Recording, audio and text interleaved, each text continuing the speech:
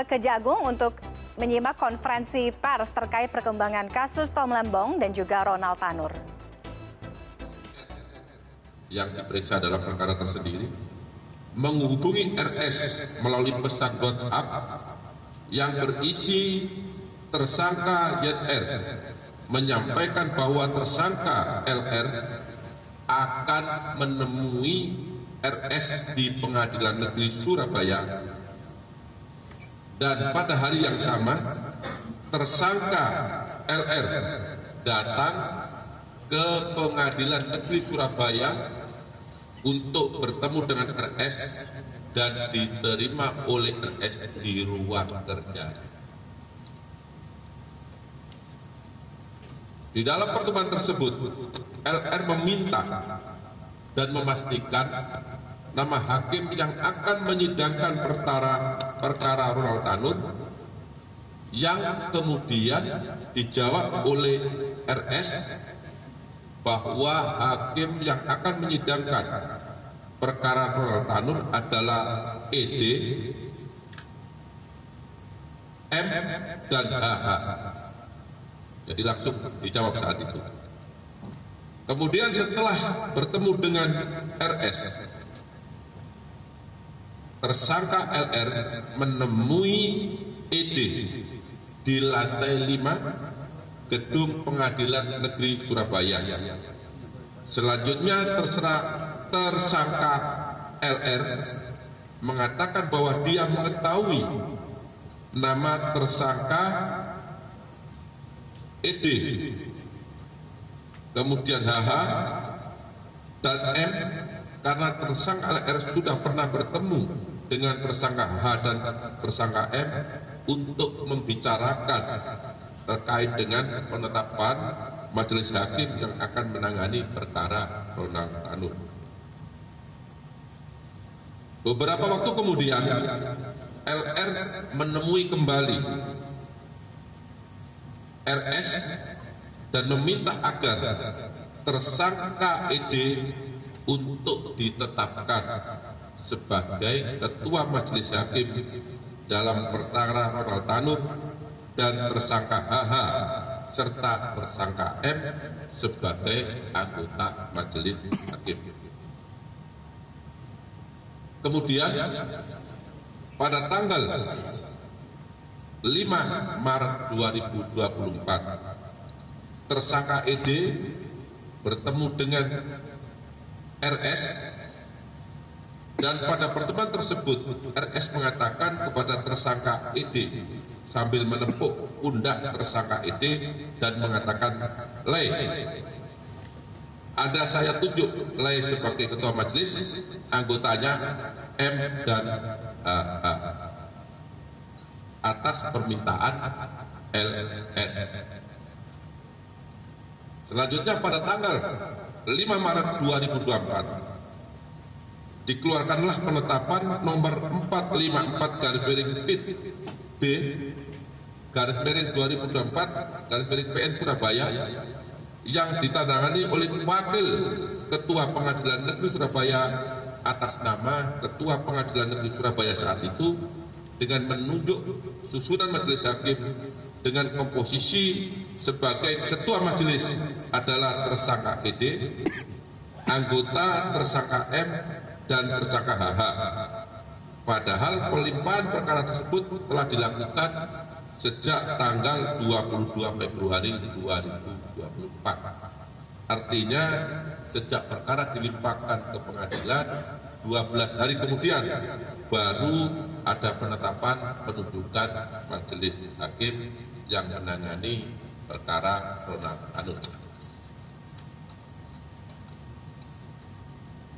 Kemudian tersangka LR bersepakat dengan tersangka MB, yaitu Ibu Ronald Tanur, untuk biaya pengurusan perkara Ronald Tanur berasal dari tersangka MB, dan apabila ada biaya dari tersangka LR yang terpakai terlebih dahulu untuk pengurusan perkara tersebut akan diganti oleh tersangka MB. bahwa upaya LR untuk mengurus majelis hakim yang akan menangani perkara Ronald Tanur disampaikan kepada tersangka MB melalui pesan WhatsApp, yaitu, "Gin, sekiranya kamu bisa kasih aku 250 ya, kapan aku mau kasih untuk memilih." Namun karena tersangka MB belum bersedia dan belum ada uang, maka tersangka LR menalangi terlebih dahulu. Selanjutnya pada tanggal 1 Juni 2024 bertempat di Gerai Dunkin Donat Bandara Ahmad Yani Semarang, tersangka LR menyerahkan sebuah amplop yang berisi uang dolar Singapura sebesar 140.000 US dollar Singapura dengan pecahan 1.000 dolar kepada tersangka ED. 2 minggu kemudian, tersangka ED menyerahkan dan membagi uang tersebut kepada tersangka M dan tersangka HH. Bertempat di ruang tersangka M dengan pembagian sebagai berikut. Uang 38.000 US dollar Singapura untuk ED, 36.000 US dollar Singapura untuk M, dan 36 US dollar Singapura untuk HH. Dalam pembagian tersebut diduga RS yang saat itu telah pindah tugas menjadi Kepala Kejaksaan Negeri Jakarta Pusat mendapat bagian 20.000 ya, yang saat itu menjabat sebagai Ketua Pengadilan Negeri Jakarta Pusat diduga mendapatkan bagian 20.000 dolar Singapura melalui tersangka ED dan yang langsung besar 43.000 dolar Singapura. Bahwa selama perkara Ronald Tanur berproses sampai dengan putusan Pengadilan Negeri Surabaya, tersangka MB telah menyerahkan sejumlah uang kepada tersangka LR selaku penasihat hukum Ronald Tanur, totalnya 1,5 miliar yang diberikan secara bertahap. Selain itu, LR juga menangani terlebih dahulu sebagai biaya pengurusan perkara tersebut sampai dengan putusan Pengadilan Negeri Surabaya sekitar 2 miliar rupiah, sehingga seluruhnya berjumlah sekitar 3,5 miliar rupiah.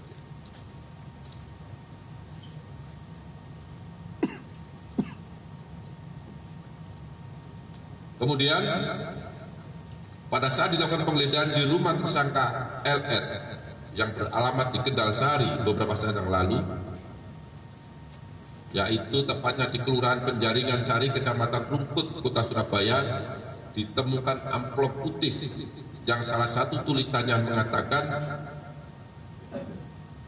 diambil 43.000 dolar Singapura kepada Pak RS PN Surabaya milik hakim. Uang tersebut diduga keras diberikan oleh tersangka LR kepada RS untuk memilih majelis hakim yang menangani perkara Ronald Tanur. Kemudian pada hari ini juga, tadi pagi jam 5, tim penyidik Jaksa Agung Muda Tindak Pidana Khusus telah melakukan penggeledahan di 2 lokasi. Yang pertama di rumah RS di Jalan Cempaka Putih Barat 19A RT 7 RW 12 Cempaka Putih, Jakarta Pusat. Yang kedua di tempat tinggal RS di Jalan Aryo Dila 4 nomor 16 Ilir D3 Kecamatan Ilir Timur, Kota Palembang. Dalam melakukan penggeledahan tersebut, penyidik Jaksa Agung Muda Tindak Pidana Khusus menemukan 1 BBE sebanyak 1 unit, kemudian menemukan uang terdiri dari pecahan dolar Amerika Serikat, dolar Singapura dan rupiah, tepatnya di dalam mobil merek Toyota Fortuner plat nomor B1611 RSP atas nama Nelsi Susati yang ada di rumah RS, yaitu untuk uang rupiah sebesar 1.788.844.000 rupiah. Kemudian dolar Amerika sebanyak 388.600 dan dolar Singapura sebanyak 1.099.626. Sehingga kalau uang tersebut dikonversi menjadi rupiah hari ini kurang lebih sebesar 21.141.956.000 rupiah. Kemudian setelah melakukan penangkapan terhadap RS tadi pagi dibawa ke Jakarta dari Palembang dan mendarat di Bandara Udara Halim Perdana Kusuma. Selanjutnya RS karena ditemukan bukti yang cukup adanya tindak pidana korupsi setelah dilakukan pemeriksaan,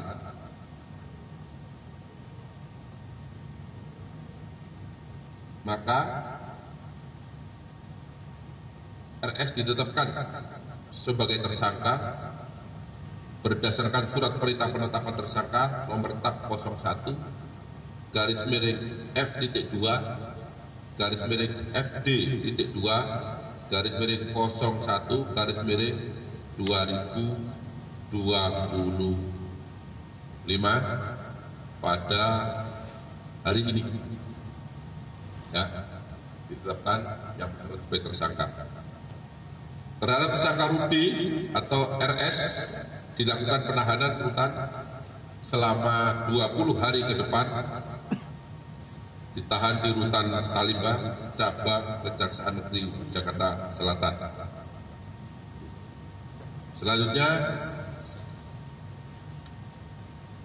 tersangka RS diduga melanggar ketentuan pasal 12 huruf C, junto pasal 12 B besar, junto pasal 6 ayat 2, junto pasal 12 huruf A, junto pasal 12 huruf B, junto pasal 5 ayat 2, junto pasal 11, junto pasal 18, Undang-Undang Nomor 31 Tahun 1999 tentang Pemberantasan Tindak Pidana Korupsi sebagaimana diubah dengan Undang-Undang Nomor 20 Tahun 2001, junto pasal 55 ayat 1 ke 1 Kitab Undang-Undang Hukum Pidana.